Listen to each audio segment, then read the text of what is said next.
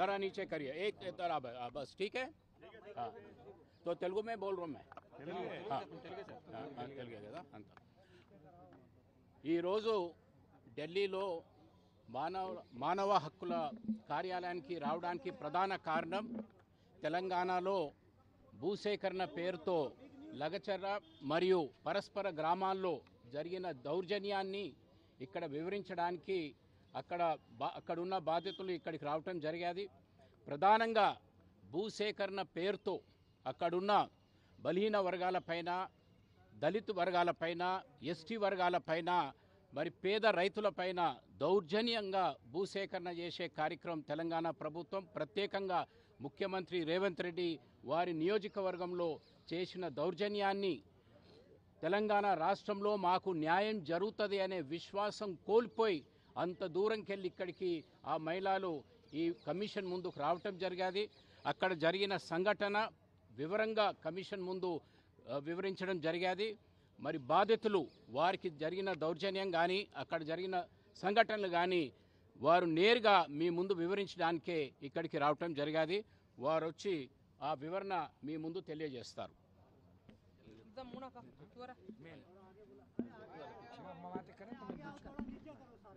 కొంచెం మీరు రండి ముందు మేడం మాట్లాడతారా?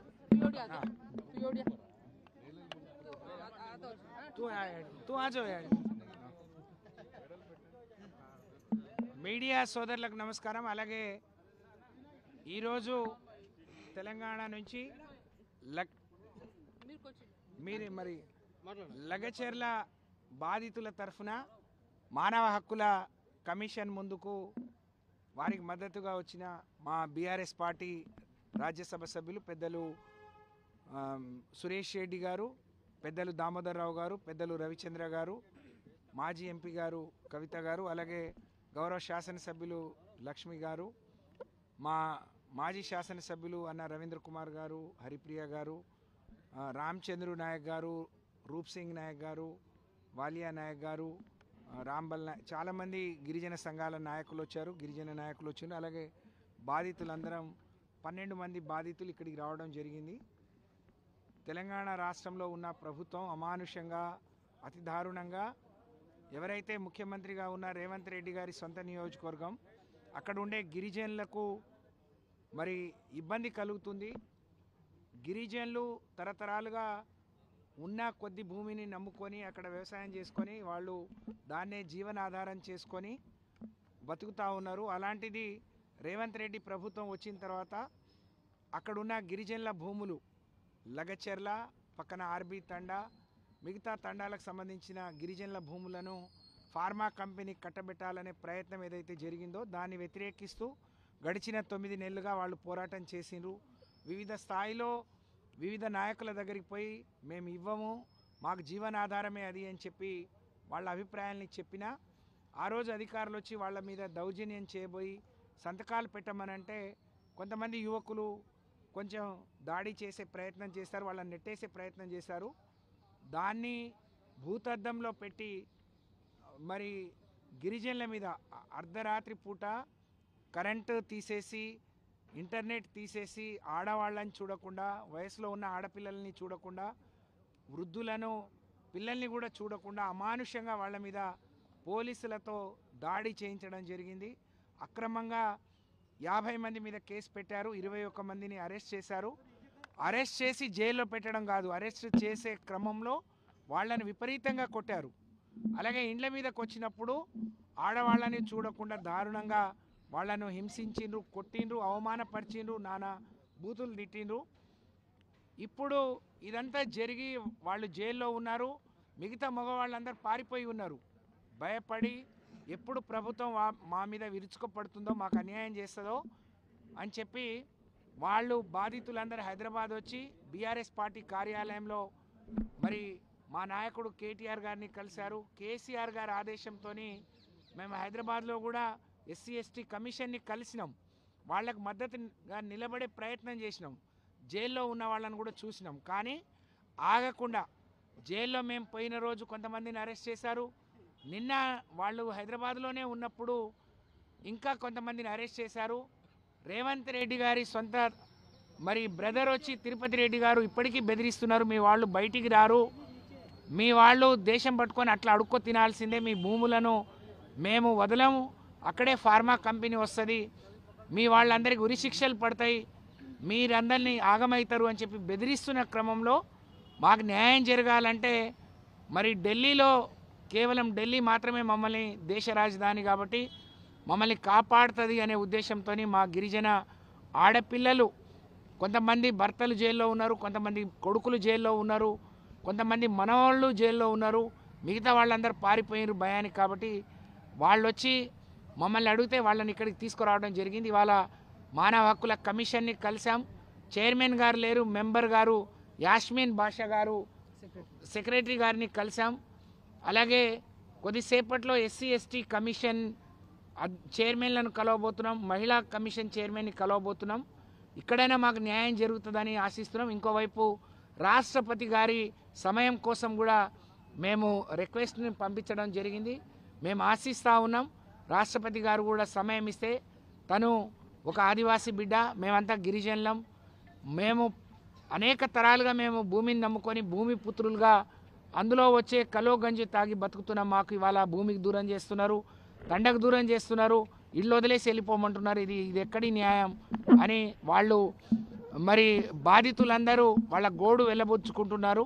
మా జాతీయ మీడియా, మా మీడియా సోదరులు కూడా దీన్ని ప్రపంచానికి జాతికి తెలియజెప్పే విధంగా ప్రసారం చేయాలని నేను విజ్ఞప్తి చేస్తూ మళ్ళీ వాళ్ళందరినీ కూడా మాట్లాడమని మీ తరఫున, ఎందుకంటే వాళ్ళ బాధ వాళ్ళు మొన్నటి నుంచి వాళ్ళతో ఉన్నప్పటి నుంచి వాళ్ళ బాధలు, వాళ్ళ ఏడుపు, మరి వాళ్ళ ఆవేదన చూస్తూ ఉంటే మాకు కూడా కడుపు తరుక్కుపోతూ ఉంది. కాబట్టి వాళ్ళకు అండగా నిలిచినాం. మా పార్టీ, మా నాయకుడు ఆదేశంతో లగచెర్ల బాధితులకు అండగా ఉంటాం. వాళ్ళ న్యాయమైన పోరాటంలో మేము వాళ్ళకు అన్ని రకాలుగా సహకరిస్తామని చెప్పి తెలియజేస్తూ మా యాడిని మాట్లాడాల్సిందిగా కోరుతున్నాం. వాతికర్ యాడి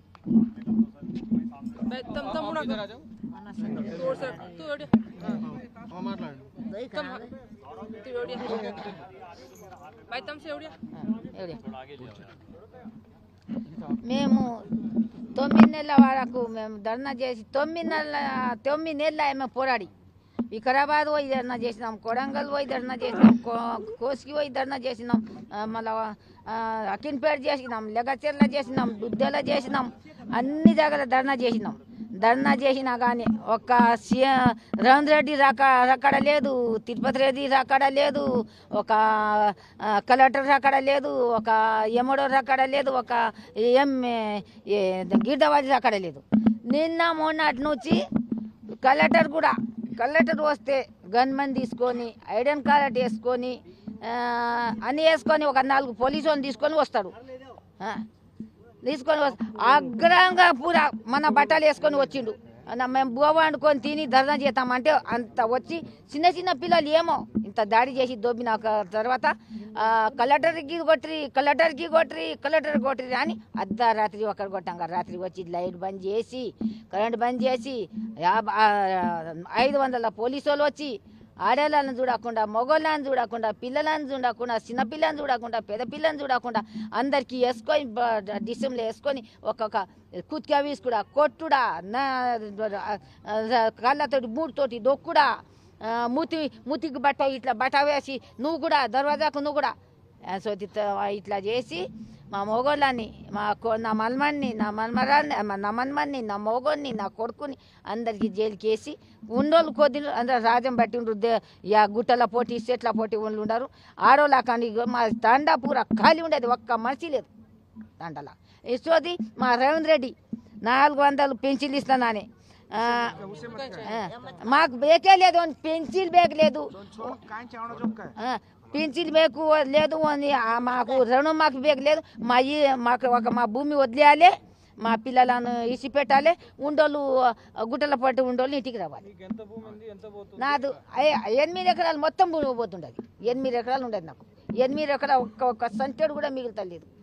3 ఇండ్లు కట్టిన పెద్ద పెద్ద సెరాపేసి, 3 ఇండ్లు గింత ఒక ఇల్లు గింత ఒక రూమ్ కూడా మిగులుతలేదు. ఏం చేయాలి?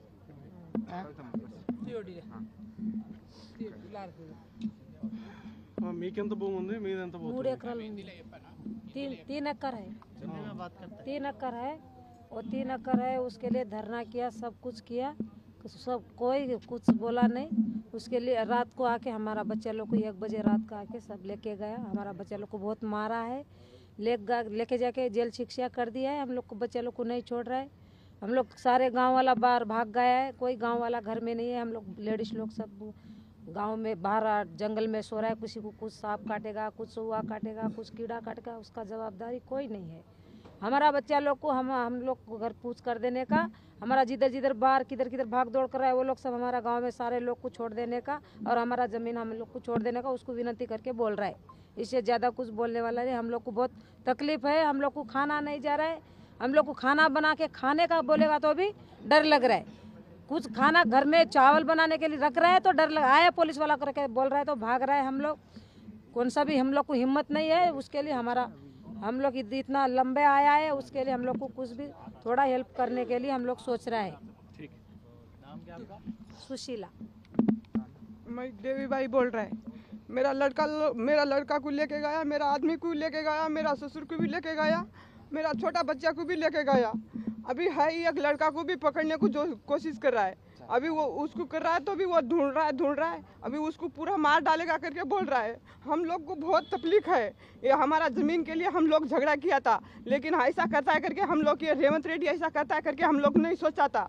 ये ऐसा है करके भी नहीं सोचा था। वो केसीआर था जब भी हम लोग अच्छा से बस रहा था, हम लोग अच्छा से जी रहा था। लेकिन अभी से ये 9 महीना से हम लोग को तकलीफ है ना, बहुत तकलीफ है हम लोग को। इतना तकलीफ नहीं है, ये खेती करने को नहीं जा रहा है, ये खेती में नहीं करने को दे रहा है। ये अभी कितना 8 दिन से हमारा आदमी लोग भी किधर है करके हम लोग देखने को नहीं गया, बच्चा लोग भी किधर है करके देखने को नहीं गया हम लोग। अभी से इतना, मेरा 2 बच्चा है, एक लड़की है। मेरा लड़की रो रहा है, बोलेगा तो हम लोग को बहुत दुख आ रहा है। हम लोग को मेरा बच्चा लोग इतना ही कर रहा है ना।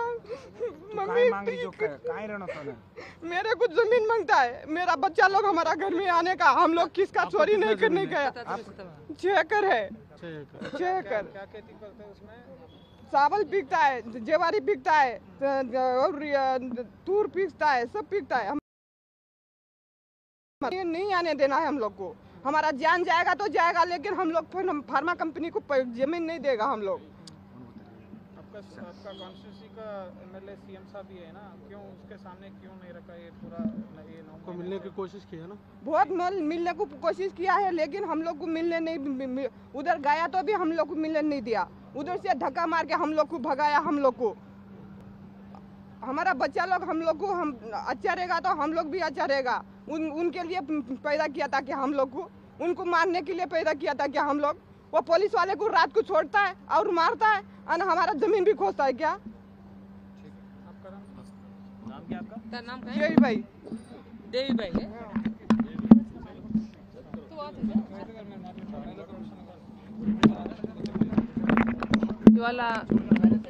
ఇవాళ కొడంగల్ నియోజకవర్గం నుంచి లగచర్ల నుంచి మా తండావాసులు దాదాపుగా 13 మంది, అయితే 9 మంది మహిళలు, 3 పురుషులు కూడా రావడం జరిగింది.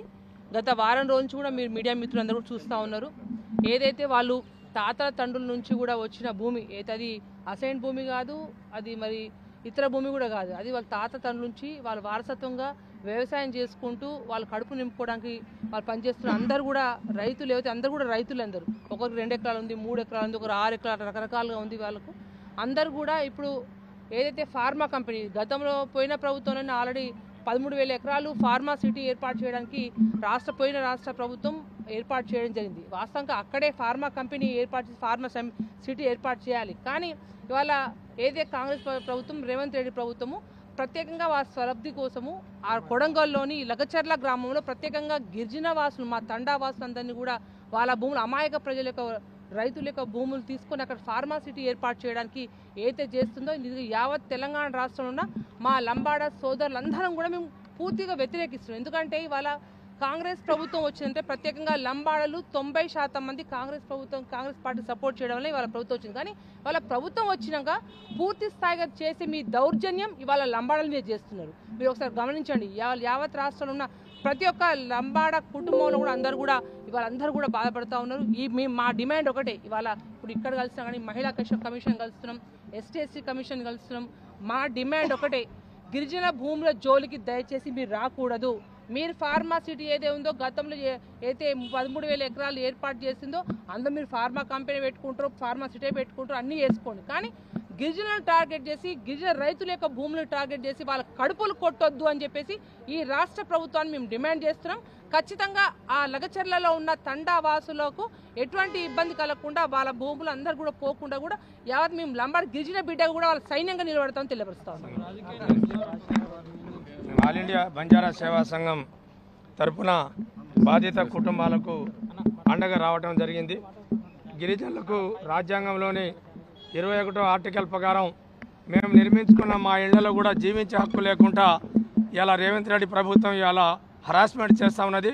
వాళ్ళ మీద SC/ST అట్రాసిటీ కేసు పెట్టి ఎవరైతే గిరిజన రైతుల్ని ఇబ్బంది పెట్టి జైళ్ళకు పంపించి దాడులు చేశారో వాళ్ళ యొక్క అధికారుల మీద చర్య తీసుకోవాలని ఈరోజు ST కమిషన్, జాతీయ కమిషన్కు, SC కమిషన్కు, హ్యూమన్ రైట్ కమిషన్స్కి వాళ్ళ కలవటానికి ఆల్ ఇండియా బంజారా సేవా సంఘం తెలంగాణ రాష్ట్ర కమిటీ తరఫున విన్నవించడానికి వచ్చినాం. దీన్ని వాళ్ళకు అండగా ఉంటామని చెప్పి సందర్భంగా మేము మనవి చేస్తూ ఉన్నాం.